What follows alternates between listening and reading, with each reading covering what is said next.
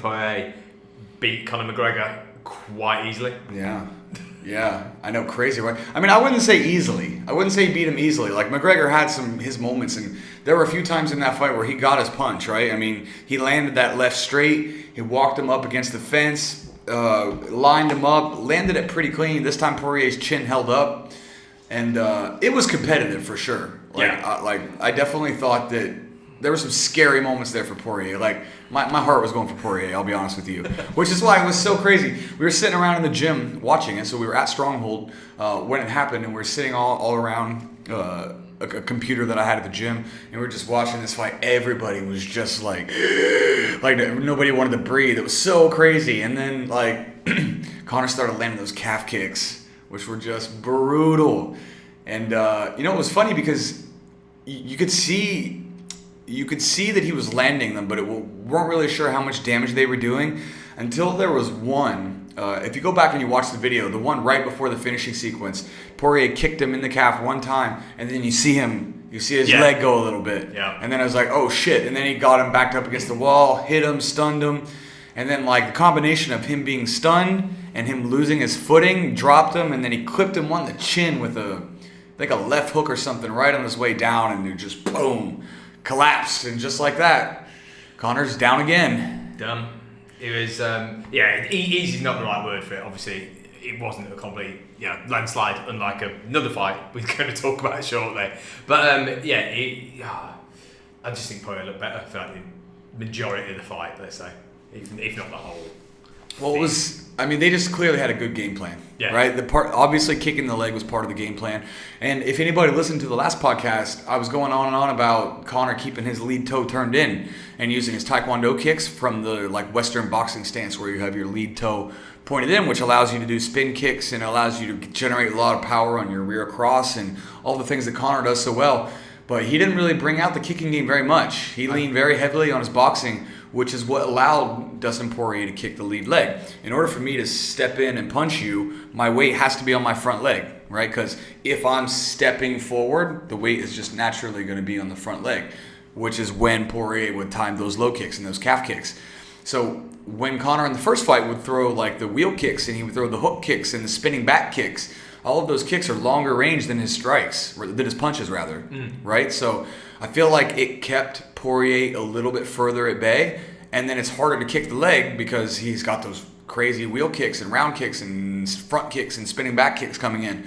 Those weren't really a part of the game plan. It didn't seem like. He threw one, but it just didn't seem like it was part of the game plan to get those in there. And man, Poirier hit that nerve right in the side of the calf, and you could see his legs swell up. Jake, one of the things you probably do is pull up Reddit. If you pull up Reddit, you can find the finish of the fight. Now, we can't show you the video, but what we can do is it's only like a 30-second finish or whatever, and you can isolate certain frames, which we can put on the screen, and then you can see the damage that lead calf took. And it was interesting too because they're both southpaws, so that front leg outside kick to the calf and to the thigh is right there. And you could see that they had both planned that. And the thing was, Conor was landing that rear straight. He kept throwing it. He kept landing it. It was dangerous. Every time he landed it, my heart would flutter a little bit. I was just like, oh shit, oh shit, oh shit. But it seemed like Poirier's chin was able to hold up way more than when he was at featherweight. Yeah. Do you think that the difference, the 10-pound difference, paid off in Poirier's favour and was disadvantageous to McGregor? Because at 145, McGregor carried so much more power than everyone else in the division, and it doesn't look like it translates up as much to 1-5. Well, I mean, he's still got a lot of finishes at lightweight, and even got a finish at 170 as well. He's the first fighter in history to get knockout finishes in 3 different weight classes. So he still has the power, but I think the difference is Poirier's chin. He's able to take it more because he's big. I mean, do you see how ripped Dustin Poirier looked? Holy shit, I'm giving you all kinds of shit to do, but if you can, pull up a picture of Dustin Poirier fucking shredded, man. I've never seen his body look so good. I mean, a little gay, but I'm just saying, I've never seen his body look so good. He was like 6-pack, shredded all the way down. You know he was in damn good shape coming into the fight. I mean, look at that shit. God, I'm getting a little bit of a man boner here for Dustin Poirier. I mean, look at that, dude. Like, you can see the bottom 6 abs. I mean, he just looks ripped, man. Yeah. Looks ripped. Looked in great shape. Both of them looked in great shape. Physically, they looked amazing. And the weird thing about this is it's kind of hard to tell what we saw just now, right? Because the calf kick was super effective, right? It was like 2 or 3 of them did so much damage that, like, Conor's not going to be able to walk tomorrow. It remains to be seen what it would have looked like had it gone later and gone later. I think it favored Poirier the longer it went on, to be honest with you. And the fact that he got the win in the second round says a lot about, one, Poirier's toughness at the weight class. Number 2, amazing shape, heart. All. If Dustin Poirier is not one of your favorite fighters, I don't know what sport you're watching. That guy is just more blood and guts than pretty much anybody. If you go to MMA, our MMA, it's like the top 1, Jake, if you're looking for the... Okay. Sorry, I'm on the UFC. It's on MMA. Yeah, if you go to our MMA, Reddit MMA, the finish sequence is like the top... It's the top video. It should be the first thing you see when you open up Reddit. But yeah, I mean, he looked bodied up. He looked great. Thought they had a great game plan. But listen, who do you think won the first round? I thought Conor won the first round. Yeah, shade it's Conor, but it's not like he was dominant. But yeah, I'd give him one, and then I mean, the left was landing. He was landing that left. Yeah, and it was scary a couple times, snapping his head. But listen, man, Conor's too. His cross from the southpaw is just one of the best weapons in the history of martial arts, like in mixed martial arts. He lands that shit on everybody, but just Poirier was able to wear it this time, and with Conor McGregor style, turning in that lead toe, that calf kick is just there. I mean, Conor even checked a couple of them, but it's just amazing how quickly and effective that calf kick is. Speaking of another famous person who was calf kicked, Michael Chandler fought in the co-main event. I mean, did you see that fight with Brent Primus where he got kicked in the calf and his whole leg was just dead? He's flopping around. He can't plant his foot at all because, you have to be on your toes. Right, you have to drive your toes into the mat, and when your calf is dead, your foot's just like just flopping around and shit. Like, so that calf kick has ruined a lot of people. I mean, it got Conor McGregor, it got Michael Chandler, it got Mighty Mouse. Remember when Henry Cejudo? It got Henry Cejudo in that fight with Mighty Mouse. I mean, that technique has become such an effective weapon in only the last few years, and it has brought down legends. And what was the one? Did you see the Uriah Faber Jose Aldo one where he just brutalized his legs? Well, that was the thigh though. That wasn't the calf. That was the thigh. But then there was the other one, Formiga. Jussier Formiga lost to, was Corey Sandhagen? Somebody like that. Can you pull up Formiga's record? It should say TKO leg kicks if you just pull up his Jussier Formiga. But he was another one. I can't remember who he fought, but same thing. Just got calf kick. Ladies and gentlemen, if you're training kickboxing or MMA and you're not putting time and energy into setting up calf kicks, you are missing out on one of the craziest moves. Who was it there? Perez, was it? Yeah. TKO leg kicks. Perez leg kicks, right? Yeah, and that one was brutal. He just kept sitting him down. By the end of that fight, literally just toes slapping into the calf, just the end of the toes, and he had to sit down. Yeah, he couldn't even fight anymore. So I mean, I do drills at the gym where we're practicing the calf kicks, right? You kick the calf, you kick the thigh, you kick the body, you kick the head. Every level of the body where you can pretty much kick somebody, right? And I mean, it's bringing down legends because you know how many kicks it takes in the thigh to make that. I mean, you can eat like 10. If depending on how they are and where they are, but if you hit that nerve in the side of the calf, you just need one, and then your whole leg is gone. It's crazy, and it's not like painful. Your just foot stops working, and then you're so vulnerable because you can't do anything. But he couldn't when you think back when we talked about the fights last week, when you were saying once you're pinned up against this cage, the only thing you can do to get out, swing for the ceiling sort of thing. Yeah. But he's taken his front leg out. So what I was thinking about it when he was up against the cage, like, oh, well, he's not firing back. But if you can't stand on your front leg, you can't fire back. Yeah, and Conor's style is very, like, his squat is low, his base is wide. Like, you see him in that wide stance where he's, like, in that squat, right? Almost that, like, traditional martial arts squat where he's in the sideways stance with a wide base. I mean, he carries his base really, really wide. And, when you're that low to the ground, you squat, and that's how you generate your power. When you take away that, I mean, it takes away so much. It takes your ability to leap in and leap out. It takes away your punching power. You can't turn your hips. Plus, it hurts. I mean, the fact that such a little strike was able to take down the king, right? I mean, like, one of the best to ever do it. It's crazy. I mean... Did you see after the fight and stuff like that? Like, he's on a crutch. Yeah. And he can't put any weight on that front leg. Yeah, I mean, he couldn't even walk right after his second round. Yeah. His second round. You know how many body shots, how many, like... These guys are so tough, right? I mean, these fighters are so tough to, like, with a few kicks, debilitate one of the best fighters of all time like that. Just goes to show you how powerful of a weapon that is. Because there's no amount of toughness that can get you through that. It's the nerve. Your foot's dead. It's done. You can't, like, toughen up a nerve. Right? You can't just, like... You can deaden a nerve, but you can't, like, you get hit there, you get hit there. It's your foot shuts off. What are you gonna do? Take a fucking pull to your leg over and over again to, like, kill the nerve ending? Like, what are you supposed to do? Like, there's just literally, there's those spots in the body. You get hit, kicked in the... Here's another one. I've had this happen to me several times. That, you know, that sciatic nerve that goes down the side of your hip? Yeah. Kind of like your ass, right? It's like right on the side of the hip, glute area.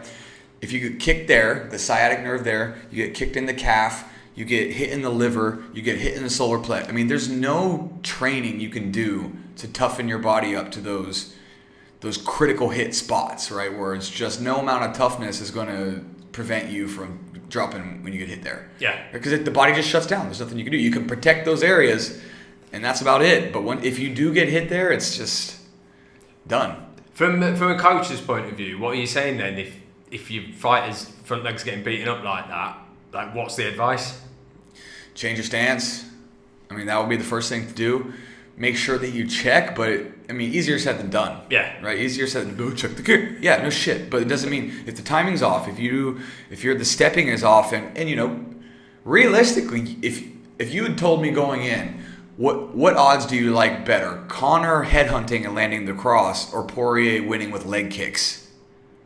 99% of the world would have been like, oh, if Conor lands that straight left to the chin, it's done. Yeah. And Conor landed it several times, and then just a few little calf kicks, boom, done. Amazing. Dustin Poirier is so gangster. Can you pull up his record? Dustin Poirier's last 6 fights are just absolutely insane. He may be on the greatest run. I mean, I know he lost to Khabib, but other than the loss to Khabib... Everybody loses to Khabib. That doesn't count. Yeah. That might be the toughest 6-fight stretch in the history of mixed martial arts. Can you fucking read that shit to me? I mean, pull that up, dude. Okay, go to Jim Miller. I mean, look at that. Who's below Jim Miller? It's actually interesting if you go Michael Johnson, that's a beast too. Look, keep going. But if you go back to when he actually lost to McGregor and then see who he's fought since then... I mean, let's start. Bobby Green's legit, but let's go above him. Let's start with Michael Johnson was a top contender. He lost that. By the way, that's the only punch he's lost, or that's the only time he's been knocked out of lightweight. Just shows you how Michael Johnson is. So let's go after that, right? Yeah. Jim Miller, perennial contender, tough as shit, beat him, right? Eddie Alvarez had that one fight, illegal knee, whatever. He got it back. Got it back. Pettis, submission, right? Submission. Justin Gaethje. Eddie Alvarez, Anthony Pettis, Eddie Alvarez again, Max Holloway, Khabib Nurmagomedov, Dan Hooker, Conor McGregor. Holy shit. I mean, some resume. And it's not even just the resume. The resume alone is one thing, but it's the fights. The 2 fights with Eddie Alvarez were brutal. Yeah. Right? The fight with Gaethje, insane. The fight with Conor McGregor, insane. The fight with Dan Hooker, insane. Like... I mean, it says so much about Dustin Poirier's character, and it also says how much of a fucking badass Khabib is, dude. Because no matter what, it always comes back to the same thing. Khabib just wrecks everyone. Yep. So, I mean, I thought it was amazing. The hype for the fight was so sick. Everybody was vibing. Everybody was just like watching with bated breath. And, I mean, what do you do with Conor McGregor now? Nate Diaz trilogy fight. That's where the money is. But if he wants to make money, that fight will still make him money. Mm. Otherwise, what's he going to do? Be like lower down a card in a 3-rounder against someone? Here's my idea. Win-win for both. Tony Ferguson. Yeah, I'd watch that. Both are coming off a loss. Tony's still number 5 in the world. Conor was just 4. right? Both of them coming in off the loss. If he beats Tony Ferguson, he's right back in there because the word on the street is that it's supposed to be Nate Diaz and can you pull up the lightweight rankings really quick? My brain just shut off. Just had a massive brain fart. Nate Diaz and come on. I just saw Sorry, I'm bringing it up. I'm trying to. Yeah, let's see these rankings. Yeah, rankings. I'm pretty sure they already have an idea for him. Yeah, let's see who's the top 5 in the lightweight division. Yeah, there it is. You put that on the screen. So that's your top 5. Okay, go down a little bit. Gaethje, Poirier, Oliveira, McGregor, Ferguson, Hooker, Dos Anjos, Felder. Wait, that's lightweight? Dos Anjos back? Oh yeah, he went back to lightweight. Yeah. Oh, you could do Oliveira. Oh, Oliveira, Nate Diaz. That's what I was thinking of. I mean, because they're going to give Nate Diaz a good fight. He's going to get a top 5 guy. Yeah. Chandler's already booked. They just had that fight. So the only person there that makes any sense is Oliveira. Tony Ferguson doesn't have a dance partner, so I really think that's the only option for Conor if he wants to. I mean, the reality is Conor can come back soon. That leg's going to be sore for a few days, and then he's fine. He didn't take a lot of headshots. He can probably come back and... This is the thing with Conor, right? He talked about this season. He talked about having all these fights. Did you see the post-fight press conference where he said that, like, inactivity is why this happened? Yeah, I saw an interview where he was like, yeah, I've not been active. Yeah, that's why I lost. And he said literally, like, inactivity kills people in this game. And he's 100% right. Yeah. That is why he lost. I mean, it's not to say he would have won even had he been more active, but there's just no question. You can't fight once in 2 years, 3 years, twice in a year and a half, whatever. He had the one fight with Cowboy, and then he had this fight. That's it. And since before he fought Floyd, right? Yeah. Or Khabib. I was looking at it, and I think he's had so he's had 3 fights in 3 years, right? Yeah, but since he beat Poirier, he's had 9 fights. I think Poirier's had 13, something like that. So he's 4 off. But it was a weird one because you think 2 of those are the Diaz fights. He sort of walked through Cowboy without really getting tested. I mean, even when he fought Eddie Alvarez, he didn't get tested. So he's not, he's not level on experience anymore. Like Poirier's way more experienced in MMA. Yeah, for sure. Yeah, and so basically he fought Eddie Alvarez, and then he did the Floyd thing. Yeah. Right? He was gone for over a year with that. Came back, fought Khabib. Then he took another year or whatever the hell off. Came back 30 seconds or whatever for the Cowboy fight. And then came back a year later. It was January last year, right? Yeah. That he fought Cowboy. And then only made it 2 rounds. So, I mean, reality is 2 rounds with Dustin Poirier, 30 seconds with Cowboy. He went to the third or fourth with Khabib. Fourth, right? I think it was a 4th round finish. So, I mean, that at least he got some time there. Although he spent a lot of that time sat on the floor though with the man on top of him. Yeah, so. I just mean, Conor had his moments in this fight, but he does need to be active. Here, it's a catch-22 for him. One, he needs to be active to get back into the role if he actually wants to be a legit contender. The problem with that is if he loses one more. Like, I honestly think, like, most of his magic will be gone. Yeah. All of that shit is because he was a winner. Yep. The reason all that shit flew, he was able to get the fight with Floyd, transcend into the sort of cultural zeitgeist, the mainstream culture, was because he was winning. And he has not looked good. Didn't look good against Floyd. Didn't look good against Khabib. Didn't look good against Poirier. He looked good against Cowboy, but, I mean, Cowboy's pretty old already. So that's why I think Tony Ferguson makes sense. Yeah. Tony Ferguson hasn't looked amazing, but he still is 1 or 2 fights away from losing that mistake he had, right? I think that it makes sense for both of them. Conor can totally win that fight, and Tony's still crazy, so I still will watch that, It's a tough one, though, if you're in McGregor's position, because he's so big. Like, can he go back to, not being the main event and just being midway through a card in a 3-round fight? To get that experience back under him, like, will his ego allow him to do that? Or does he have to be Mr. Main Event, top of the card, all the money? And because if he wants that, then the only fight now that's going to get him that, I think, is probably the Diaz fight. But That's a tough one. I don't know. Yeah, I mean, let's look at the top 5 rankings here. So, I mean, I really think, can you pull that back up, just what you got there on the screen? So, I mean, I literally think that the only options for Conor are Tony Ferguson or Nate Diaz. Felder I'd watch. But, I'd watch the shit out of it. The Battle of the Irish. That'd be interesting. That's how you sell that one. The only problem is Felder's lower ranked, right? Like, and not enough people know who Paul Felder is. I would totally watch that fight, by the way. I think Paul Felder is one of the most underrated fighters in the UFC. But I think, look, I mean, Oliveira doesn't make sense. Oliveira just is the number 1 contender now, and Conor just lost. Dustin Poirier just lost. Gaethje doesn't make sense for Conor to get that fight now. So I really think Tony Ferguson or Nate Diaz is the only thing that makes sense, and I prefer to see the Tony fight. I don't need to see the Nate Diaz fight. Nate Diaz got beat by Masvidal bad. Yeah. When was the last time Nate Diaz won a fight? 5 years ago? 6 years ago? You pull up Nate Diaz's record? I mean, because he had a long layoff before the BMF fight, and that was a year ago now at least, right? Yeah. A year-ish ago. Let's have a look. His MMA record. Oh no, he beat Pettis. Yeah, but when was that? Jeez, that must have been ages ago. UFC 241. Can you slide over to the right? See the date? 2019. Oh, Jesus, yeah. So, yeah, that was his last win. And then before that, okay, so now when was the first Conor fight? 196. So go to the right.